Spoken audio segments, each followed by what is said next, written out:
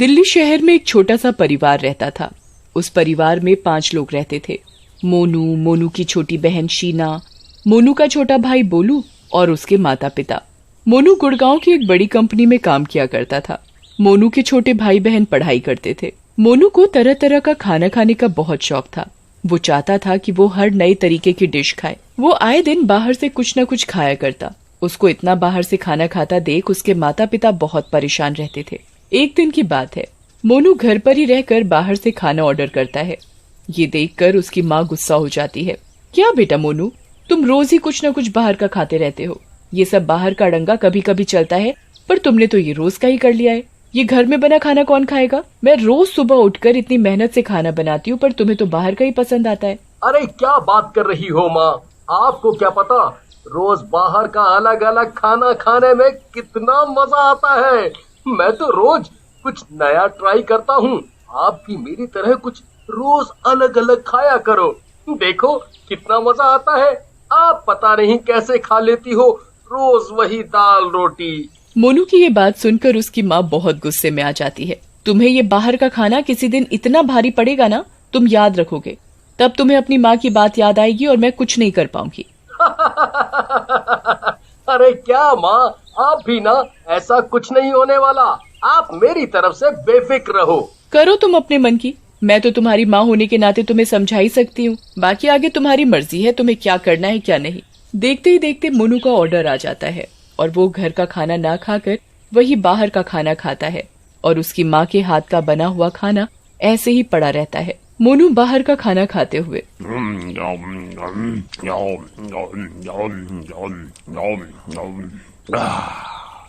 वाह, इस खाने को कहते हैं जन्नत। मजा सा ही आ जाता है कहते ही।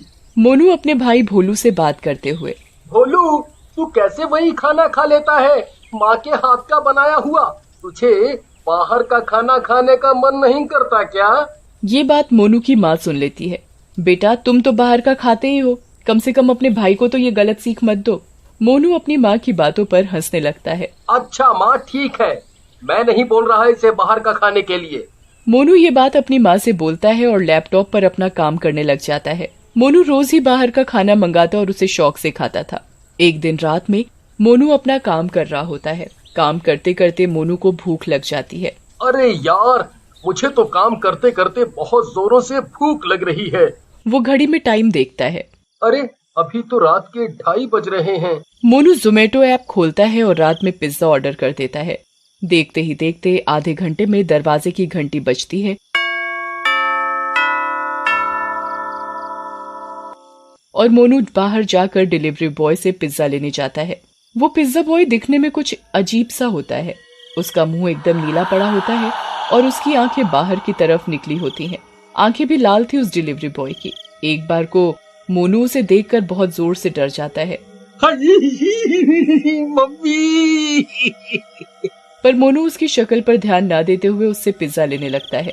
नमस्ते सर। डिलीवरी बॉय की आवाज भी बहुत भारी और खतरनाक थी। मोनू उसकी आवाज सुनकर और जोर से डर जाता है। मोनू उस डिलीवरी बॉय के नमस्ते का जवाब नहीं देता और फटाफट से पिज्जा लेने का सोचता है। डिलीवरी बॉय मोनू को फिर से नमस्ते करता है। नमस्ते सर। नमस्ते, मुझे बहुत जोरों की भूख लगी है भैया, आप बस जल्दी से मेरा ऑर्डर दे दो। क्या भैया, आपने भी आधी रात में पिज्जा मंगवाया? ऐसी क्या इमरजेंसी आ गई थी आपको कि इस टाइम आपको बाहर से खाना मंगवाना पड़ा? घर पर कुछ नहीं था क्या? मोनू को उस डिलीवरी बॉय की बात पर बहुत जोर से गुस्सा आ जाता है। तुम्हें उससे क्या मतलब? तुम अपने काम से काम रखो ना। तुम हर कस्टमर को ऐसे ही उल्टा बोलते हो, तुम्हें शर्म नहीं आती क्या? तुम देखते जाओ, मैं तुम्हारी शिकायत अभी जोमेटो में करता हूँ। मोनू ये बात बोल ही रहा होता है, तभी ये डिलीवरी बॉय एक खतरनाक भूत का रूप धारण कर लेता है। क्या बोल रहा था मुझे तू? अब बोल। मोनू बहुत चिल्लाता है। अरे अरे, कोई बचाओ, कोई बचाओ मुझे, मुझे कोई बचाओ, मैं भूत के कब्जे में आ गया हूँ। मोनू जोर जोर से चिल्ला रहा होता है, परंतु उसकी आवाज किसी को भी सुनाई नहीं दे रही होती। भूत अपनी शक्ति से उसकी आवाज ही गायब कर देता है और उसे गूंगा कर देता है। मोनू बेचारा बहुत चिल्लाता है पर उसकी आवाज कोई नहीं सुन पाता। देखते ही देखते एकदम से मोनू के अंदर ये जोमेटो डिलीवरी बॉय का भूत आ जाता है।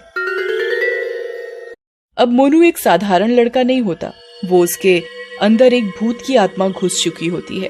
अगली सुबह मोनू जब घर में उठता है तब उसका हाव भाव बिल्कुल अलग होता है। वो चुप चुप रहता, न किसी से बात कर रहा था न कुछ। भूतिया डिलीवरी बॉय की तरह मोनू की आंखें भी बिल्कुल लाल थीं और उसका मुंह भी नीला पड़ रहा था। मोनू की माँ को लगता है कि उसकी तबीयत खराब है, पर वो इस बात से अनजान थी कि उसके अंदर एक जोमेटो डिलीवरी बॉय का भूत है। दोपहर के समय मोनू अपनी माँ से बात करते हुए, माँ, मुझे बहुत जोरों से भूख लगी है, मुझे खाना चाहिए। ये बात सुनकर मोनू की माँ हक्की बक्की हो जाती है। अरे मोनू, तुम्हें आज क्या हुआ? तुम्हें भला आज घर के खाने की क्या सूझी? तुम्हें तो रोज बाहर का ही खाना पसंद आता है। मेरे हाथ का बनाया खाना तो तुम्हें देखना भी पसंद नहीं था। एक तरफ मोनू की माँ हैरान भी थी और दूसरी तरफ बहुत खुश भी थी कि उसके बेटे ने आज खुद अपने मन से घर का खाना मांगा है। पर ये खुशी मोनू की माँ की कुछ ही देर की थी। भला उसकी माँ को क्या पता था कि उसके बेटे मोनू के अंदर एक जोमेटो डिलीवरी बॉय की आत्मा घुस गई है।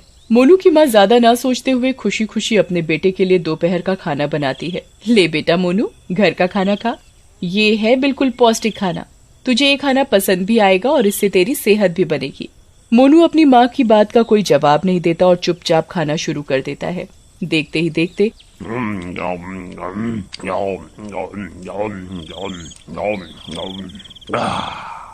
मोनू बहुत सारा खाना खा जाता है और मोनू ही अकेले घर में माँ के हाथ का बनाया हुआ खाना खत्म कर देता है। माँ, मुझे और खाना चाहिए। मोनू की माँ भी अचंभित हो जाती है कि आज मोनू को हुआ तो क्या हुआ है। हाँ बेटा, मैं तुम्हारे लिए और खाना बना रही हूँ।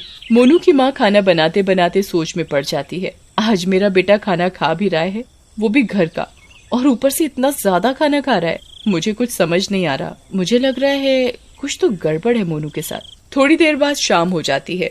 मोनू फिर दोपहर की तरह अपनी माँ से रात का खाना मांगता है और पेट भर कर खाना खाता है। रात होते के साथ ही मोनू एक जोमेटो डिलीवरी बॉय की तरह बाहर डिलीवरी करने जा रहा होता है।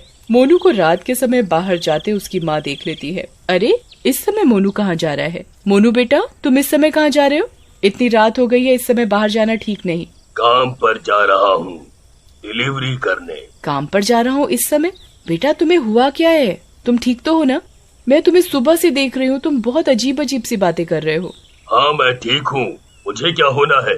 अब मुझसे ज्यादा पूछताछ मत करो और मुझे काम पर जाने दो। मोनू की माँ को उसकी ये बात बिल्कुल ठीक नहीं लगती और वो उसे बाहर नहीं जाने देती। नहीं, इस समय कोई काम धाम नहीं होता बाहर, तुम कहीं नहीं जाओगे, मैं नहीं जाने दे रही। मोनू ये बात सुनकर बहुत जोर से चिल्लाता है। मुझे बाहर जाना है।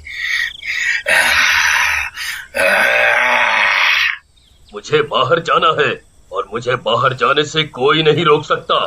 मैं बाहर जाऊंगा मतलब जाऊंगा। मैं भी देखती हूँ तू आज इस समय कैसे बाहर जाता है।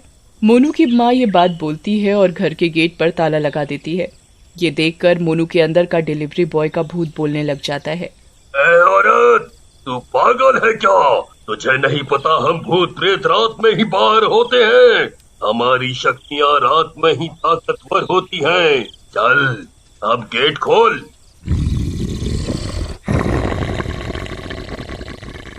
मोनू के अंदर से भूत का ये जवाब सुनकर मोनू की माँ चुपचाप गेट खोल देती है और सुबह होने का इंतजार करती है। अगली सुबह मोनू खुद अपने घर आ जाता है और दूसरी तरफ मोनू की माँ गांव के तांत्रिक बाबा के पास जाती है और उन्हें सारी घटना बताती है। तुम्हारे बेटे पर जिस भी भूत ने कब्जा कर लिया है वो आज शाम तक ही ठीक हो जाएगा। जा बेटा, मैं तुझे ये ताबीज दे रहा हूँ। जब भी तेरा बेटा सो रहा हो उसके गले में डाल देना। ये भूत फिर तेरे बेटे के अंदर से निकल के खुद चला जाएगा और उसे मोक्ष प्राप्त हो जाएगा। मोनू की माँ तांत्रिक के बताए अनुसार ही चलती है और सोते हुए अपने बेटे के गले में वो ताबीज बांध देती है और वो भूत मोनू के शरीर से निकल जाता है। तभी से मोनू एक अच्छा बेटा बनकर अपनी माँ का कहना मानता और बाहर का खाना भी नहीं खाता।